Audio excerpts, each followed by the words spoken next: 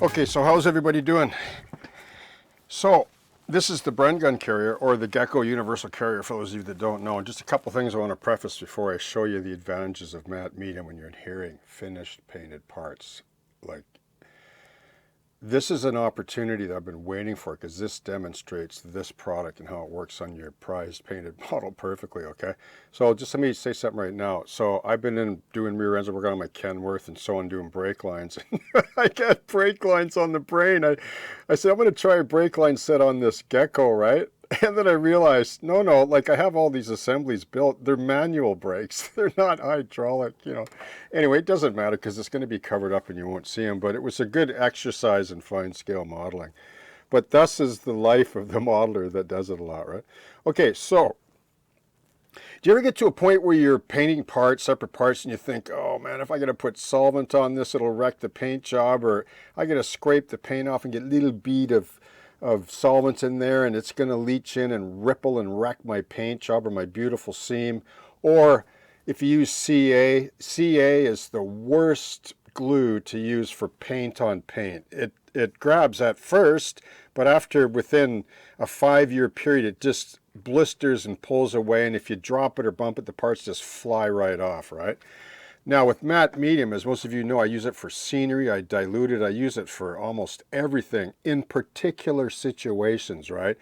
And when it comes to paint on paint, especially acrylic paint, this is acrylic medium. It marries to the paint like it is like paint, but it's way better than paint as an adhesive. It's unbelievable. Like, it never goes brittle. And I'm going to show you how you can confidently glue your parts on your models without worrying about it, okay? So this is what I do. I take a little spot of matte medium, in this case the Liquitex Professional. I take a little bit of water, wet my brush. So here's where the joinery is, where the yoke of the rear end goes into the engine transmission, and then these brake rims on the frame here. So you take a little bit of water like this, and you just capillary water in like that, and it'll just hydraulically find a way every crack it'll go into. Then you dip your same brush that was wet, and you just go like this, and you just lay it on, and it'll suck and capillary into where that water went, and it'll adhere this particular component beautifully. And here's another thing. Acrylic medium shrinks as a paint and a medium, which is beautiful, because like if I got 12 coats of paint or washes on this model, like, you can't tell, like, they're so thin, right? Acrylic shrinks, which is an advantage, and especially with matte medium, because when it shrinks, it'll be matte, flat, and there won't be no buildup. You won't be able to tell. It'll just look like the finished painted part. Okay, so there's that. Let me just move this little wood stand out of the way. I just want to show you the inside here. Can you see that okay? Get the good light on there, and I'll show you how this works.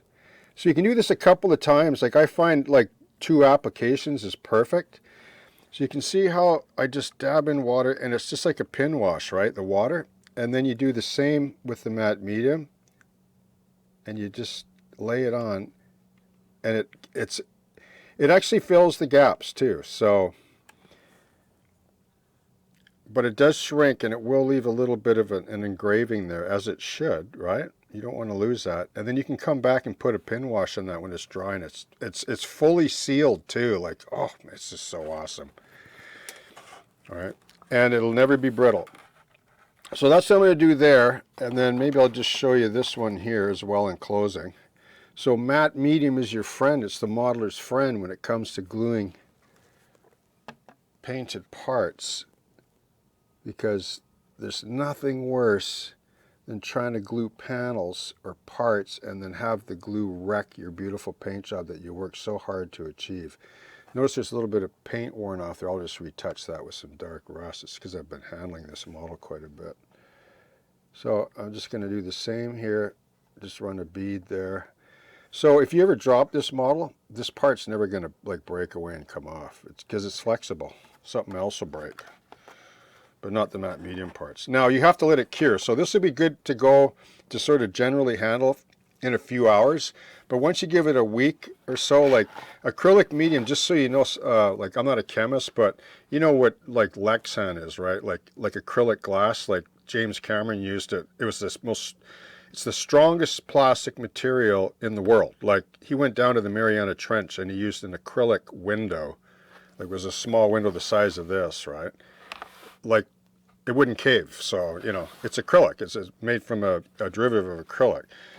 So acrylic is incredible.